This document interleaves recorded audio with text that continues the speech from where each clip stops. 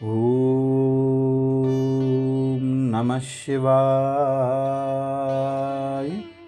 श्री शिव महापुराण वायव्य संहिता उत्तरखंड 29वां अध्याय काम्य क्रम का वर्णन।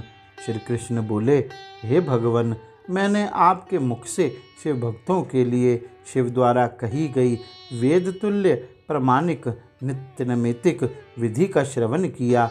अब मैं शिव धर्म के अधिकारियों का जो भी काम्य क्रम है उसे सुनना चाहता हूँ। आप इस समय उसे बताने की कृपा करें। उपमन्यु बोले, हे कृष्ण, कुछ क्रम ऐहिक फलात्मक अर्थात इस लोक में फल देने वाले हैं और कुछ आमुष्मिक फलात्मक अर्थात परलोक में फल देने वाले हैं, तथा कुछ ऐसे भी हैं जो इस लोक में और परलोक में दोनों ही स्थानों पर फल देने वाले हैं। ये क्रम 5 प्रकार के बताए गए हैं। कुछ क्रियामय कर्म हैं, कुछ तपोमय कर्म हैं, कुछ जपमय कर्म हैं, कुछ ध्यानमय कर्म हैं तथा कुछ सर्वमय कर्म हैं। होम, दान तथा अर्चन के भेद से क्रियामय क्रम क्रमशः 3 प्रकार के कहे गए हैं। ये सब शक्तिमानों के ही सफल होते हैं, दूसरों के नहीं। परमात्मा महेश शिव की आज्ञा ही शक्ति है, अतः शिव की आज्ञा से युक्त होकर द्विज को काम्य क्रम करना चाहिए।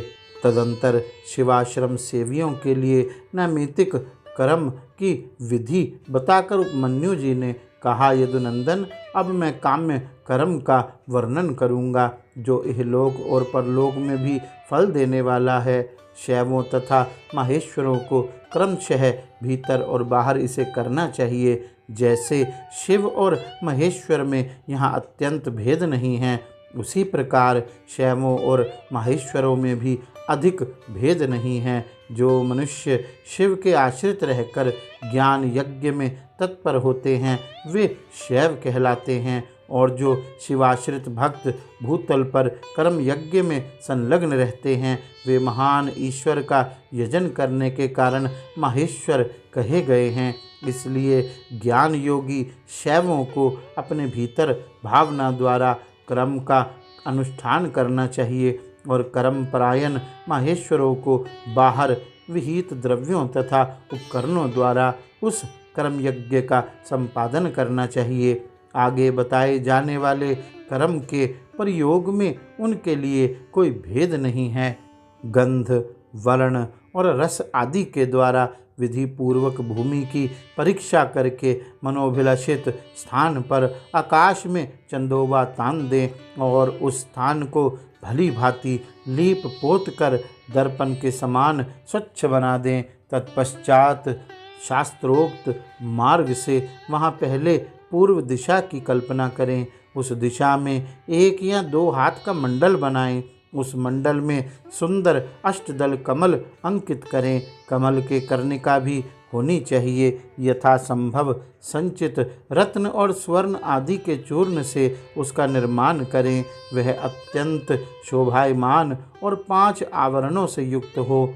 कमल के 8 दलों में पूर्व आदि क्रम से अनिमा आदि 8 सिद्धियों की कल्पना करें तथा उनके केसरों में शक्ति सहित वामदेव आदि 8 रुद्रों को पूर्व आदि दल के क्रम से स्थापित करें। कमल की कर्णिका में वैराग्य को स्थान दें और बीजों में नवशक्तियों की स्थापना करें। कमल के कंद में शिव संबंधी धर्म और नाल में शिव संबंधी ज्ञान की भावना करें। कर्णिका के ऊपर अग्निमंडल, सूर्यमंडल और चंद्रमंडल की भावना करें। इन मंडलों के ऊपर शिव तत्व, विद्या तत्व और आत्म तत्व का चिंतन करें। संपूर्ण कमलासन के ऊपर सुखपूर्वक विराजमान और नाना प्रकार के विचित्र पुष्पों से अलंकृत 5 आवरणों सहित भगवान शिव का माता पार्वती के साथ पूजन करें। उनकी अंग कांति शुद्ध स्फटिक मणि के समान उज्ज्वल है। वे सतत प्रसन्न रहते हैं। उनकी प्रभा शीतल है। मस्तक पर बिंदुमंडल के समान चमकीला जटारूप मुकुट उनकी शोभा बढ़ाता है। वे व्याघ्र चरम धारण किए हुए हैं। उनके मुखारविंद पर कुछ कुछ मंद मुस्कान की छटा छा रही है। उनके हाथ की हथेलियां और पैरों के तलवे लाल कमल के समान अरुण प्रभा से उद्भासित हैं। वे भगवान शिव समस्त शुभ लक्षणों से संपन्न और सब प्रकार के आभूषणों से विभूषित हैं। उनके हाथों में उत्तमोत्तम दिव्य आयुध शोभा पा रहे हैं और अंगों में दिव्य चंदन का लेप लगा हुआ है। उनके 5 मुख और 10 भुजाएं हैं। अर्धचंद्र उनकी शिखा के मणि हैं। उनका पूर्ववर्ती मुख प्रातः काल के सूर्य की भांति अरुण प्रभा से उद्भासित एवं सौम्य है। उनमें 3 नेत्र रूपी कमल खिले हुए हैं तथा सिर पर बाल चंद्रमा का मुकुट शोभा पाता है। दक्षिण मुख नील जलधर के समान श्याम प्रभा से भासित होता है। उसकी भौहें टेढ़ी हैं, वह देखने में भयानक है। उसमें गोलाकार लाल लाल आंखें दृष्टिगोचर होती हैं। दाढ़ों के कारण वह मुख विकराल जान पड़ता है। उसका पराभव करना किसी के लिए भी कठिन है। उसके अधर पल्लव फड़कते रहते हैं। उत्तरवर्ती मुख मूंगे की भांति लाल है। काले काले केश पाश उसकी शोभा बढ़ाते हैं। उसमें विभ्रम विलास से युक्त 3 नेत्र हैं और उसका मस्तक अर्धचंद्रमय मुकुट से विभूषित है। भगवान शिव का पश्चिम मुख पूर्ण चंद्रमा के समान उज्ज्वल तथा 3 नेत्रों से प्रकाशमान है। उसका मस्तक चंद्रलेखा की शोभा धारण करता है। वह मुख देखने में सौम्य और मंद मुस्कान की शोभा से उपासकों के मन को मोहे लेता है। उनका 5वां मुख स्फटिक मणि के समान निर्मल चंद्रलेखा से समुज्ज्वल अत्यंत सौम्य तथा 3 प्रफुल्ल नेत्र कमलों में प्रकाशमान है।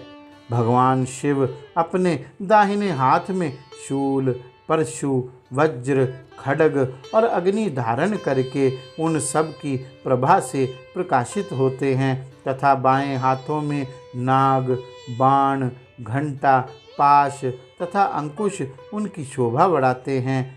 पैरों से लेकर घुटनों तक का भाग निवृत्ति कला से संबद्ध है। उससे ऊपर नाभि तक का भाग प्रतिष्ठा कला से, कंठ तक का भाग विद्या कला से, ललाट तक का भाग शांति कला से और उसके ऊपर का भाग शांतितीता कला से संयुक्त है।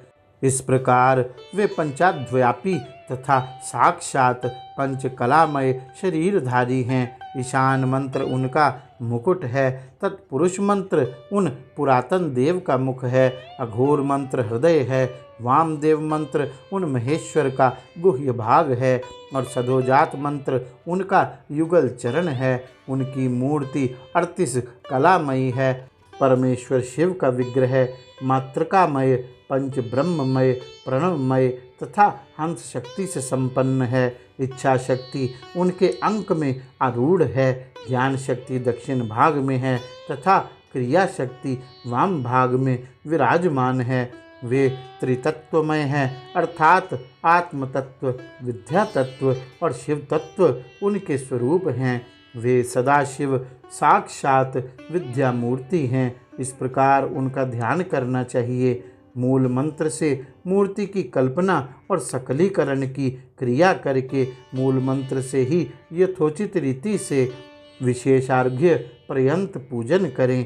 फिर पराशक्ति के साथ साक्षात मूर्तिमान शिव जी का पूर्वोक्त मूर्ति में आवाहन करके सद व्यक्ति रहित परमेश्वर महादेव का गंध आदि पंचोपचारों से पूजन करें। 5 ब्रह्म मंत्रों से, 6 अंग मंत्रों से, मातृका मंत्र से, प्रणव से, शक्ति युक्त शिव मंत्र से, शांत तथा अन्य वेद मंत्रों से अथवा केवल शिव मंत्र से उन परम देव का पूजन करें। पाद्य से लेकर मुख शुद्धि पर्यंत पूजन संपन्न करके इष्ट देव का विसर्जन किए बिना ही क्रमशः 5 आवरणों की पूजा आरंभ करें। गौरी शंकर भगवान की जय। ओम नमः शिवाय।